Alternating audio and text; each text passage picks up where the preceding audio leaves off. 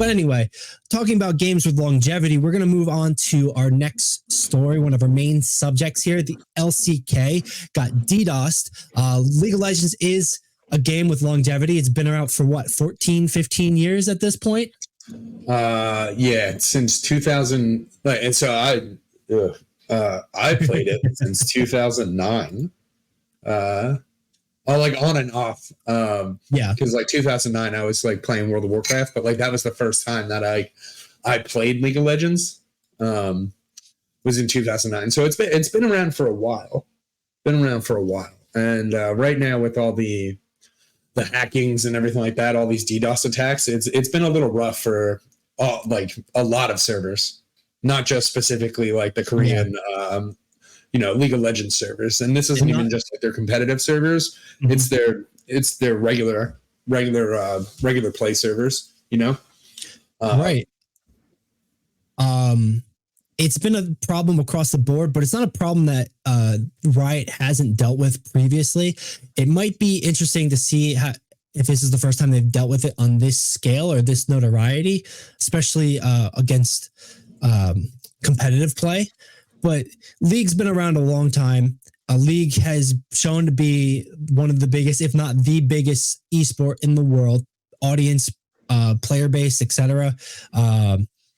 So this makes that story a bit more interesting. The LCK, the League Championship in Korea, was disrupted because of these DDoS attacks. Games had to pause because of the server issues. More or less, they ended up playing them privately and then trying to go live again. But Nick, have you watch League in general? I think you were watching the LCK for this. What happened, in your best words, your summary of this? So like hilariously enough, I was a little bit late to the game, and like some of these attacks have been going on for about like 2 months, I think it is, like a month or 2 months now that the servers have been getting like DDoSed. Yeah, it's been like a little bit of a struggle over there, and whether or not it's going to happen like over here, because it's happening to other companies on the US side of things. But when it comes to like League, I don't know like the specific reasons why it's being done, obviously, because they haven't like caught anybody, but it's not just to disrupt the game, right? But there's something else underlying there, but it is definitely like affecting a lot of stuff. It's affecting the practice that people get on regular servers when they play like solo queue and stuff like that. Wow, a lot of pros, including the best player in the world, Faker, has decided not to play any solo queue like while this is like going on, and he plays solo queue.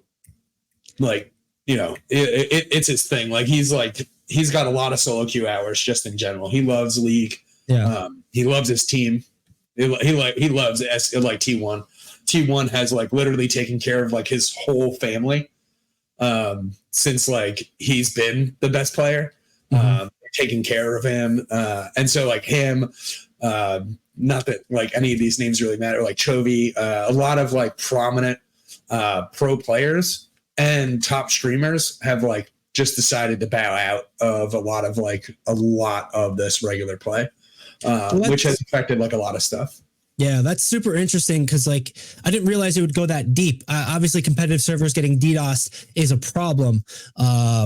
Servers in general getting DDoSed is a problem because if you just want to enjoy the game, you can't.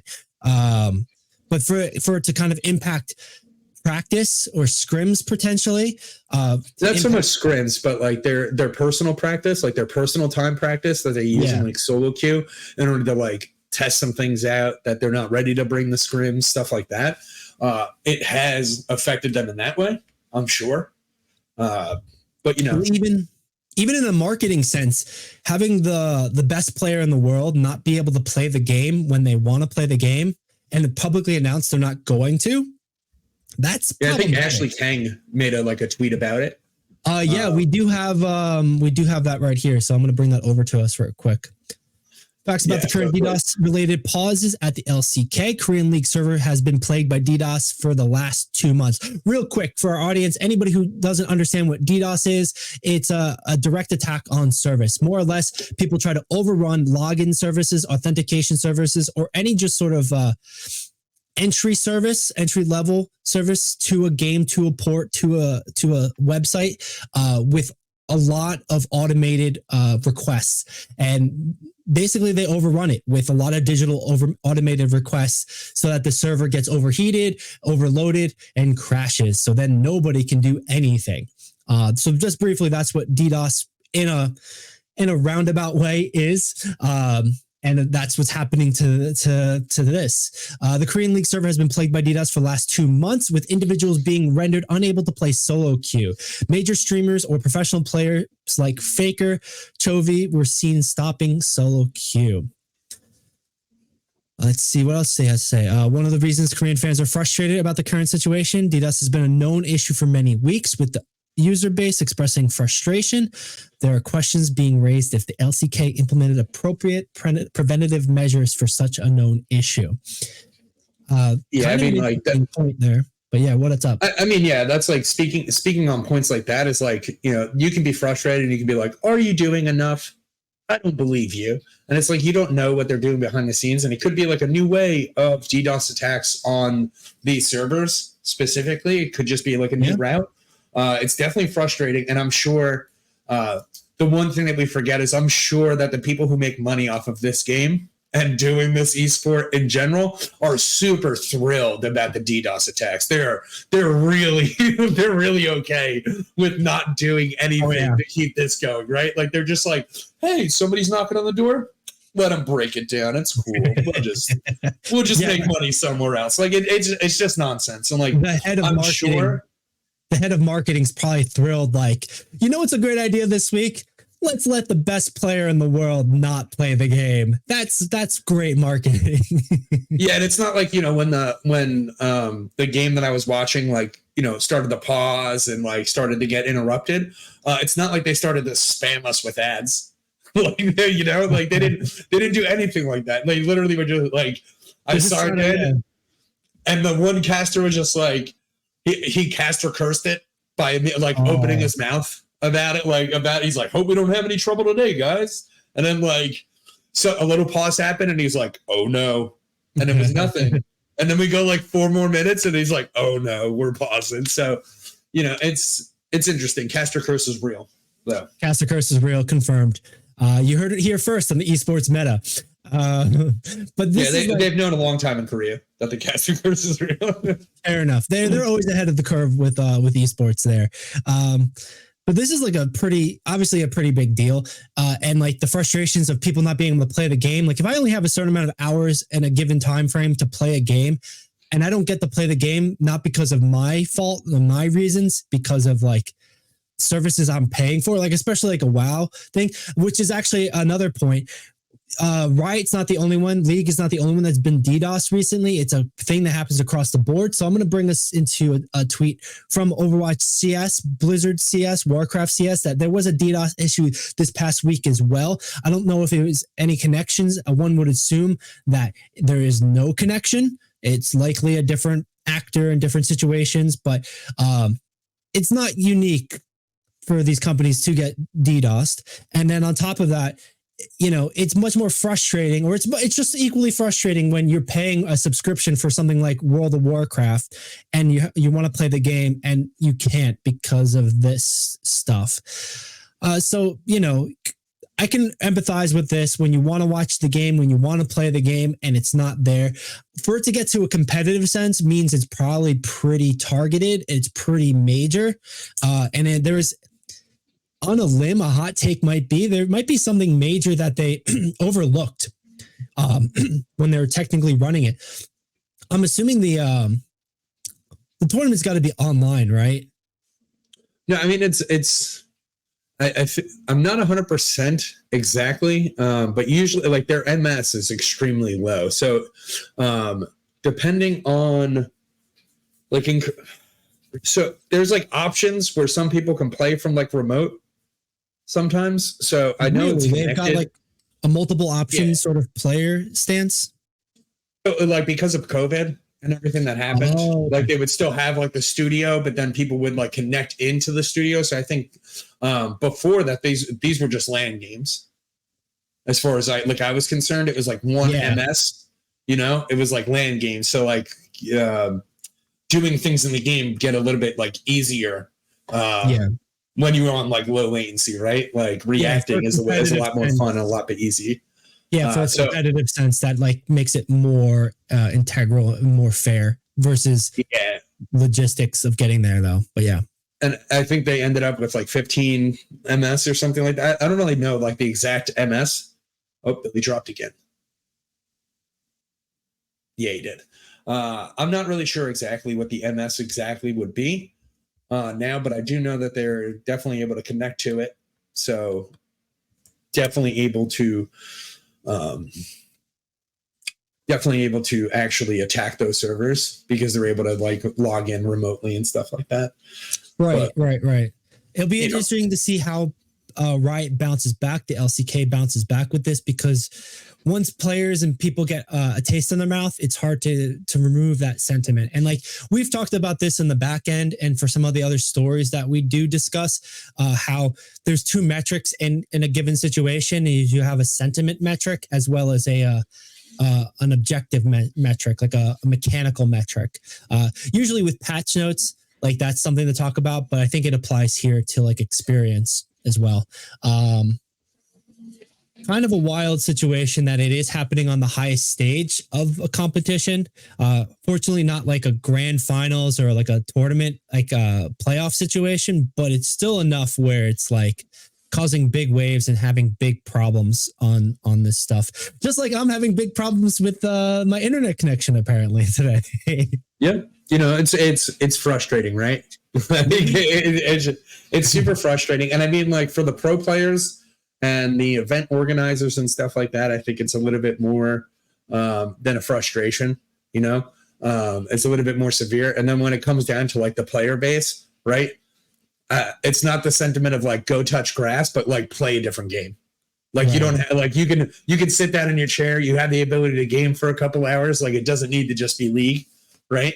It doesn't need to be World of Warcraft, right? Like draw an MS Paint, man. Get some angries out. Like do whatever you got to do. Just have a good time. And there's always something else for you to do. And I think like everybody should, play different games. Like I hate being forced into work on games, and like League's not like that, where I feel like it's like work. So I do think it's a little bit easier for a good portion of the player base to like sit down. Oh man, I can't play. All right, I'll go play something else. It's totally cool. Right. But like, when you talk about somebody's profession in esports happening, that's where it gets definitely like they're messing with their money.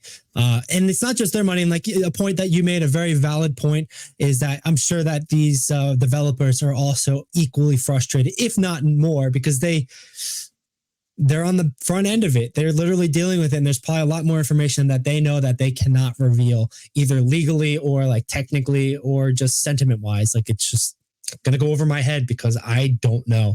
I want to leave us off on this story with a message that was in response. Let me bring it up real quick. Here we go. LCK would like to extend our sincerest apologies again to fans, team officials, and viewers who were inconvenienced due to the DDoS attack. Pretty standard affair so far. We acknowledge that our inadequate response caused significant disruption to the ticket holders of the second match, which, again, another point, you're paying money to watch the thing and you can't watch it. We understand the audience patiently waited until late hours to watch the match, only to experience confusion with the sudden decision to postpone the match. We apologize again for this. At that point, too, like you're in a situation where you can't really do much other than postpone it, because if you can't play the game, so it's a lose-lose situation, seems like, for everybody. It's awful for them, and especially when it comes to like League. I've said this to you before. They know that as soon as like game's over or game is paused, viewership drops. No one's going to wait around for the loading screen, right? Like we're not waiting for the loading screen. So we're going to leave and we're going to go watch something else, or we're going to go do something else. So it's super impactful. Right. The retention rates are definitely like getting hit. And like, I know that's something that League in the setup somewhat struggles with. Map picks, bans, hero pick bans. It can be a tedious process sometimes. And that could affect viewership. But that's a conversation for another day. To continue with the message here, during the 2 league rest days following the DDoS attacks, LCK conducted network inspections and prepared various response measures. We are diligently researching and implementing the best possible measures to ensure the LCK fans can enjoy a pleasant environment for viewing. Although our prepared response protocols may successfully deter the DDoS attempts, it is anticipated that the perpetrators of these attacks may try other approaches. You know, they're not really saying anything here so far, Nick, right? Like it's pretty much the shocker is they're saying, acknowledging that they messed up or they could have done more, or they're taking a responsibility and ownership. And otherwise they're saying that it's an arms race, which just like esports, who can get the edge, really? So they're not really saying anything. Your take on that? I mean, what are they going to say? Right. Like, what do they have to say? It's like a murder case almost. Like the more information you give out to the public, the more the people who are doing it to you have, right? So like what's the real point? They just go, hey guys, sorry for the inconvenience. It's a free game, so we're not going to give you anything. But like, thanks for showing up. And like, you know, again, like, how many people stayed around after the pause of like 30 minutes, right? And or like came back or just looked for the game the next day. So, you know, they lose a lot of money. And like, what are they going to say? Guys, we lost a lot of money too. It's hurting us just as bad. Like, you know, who's going to feel bad for the multi-billion-dollar company, right? Exactly. Like, I feel a little bit worse for like them, but it would like, if it was Disney, I'd be like, kick bricks, bro. I mean, I've worked in an online service provider company, and we've got DDoS before, so I know how that feels. So my sympathy goes out for them. And like a lot of people are just trying to do their jobs, etc. So that's, you know, a frustrating situation, of course. But it is what it is.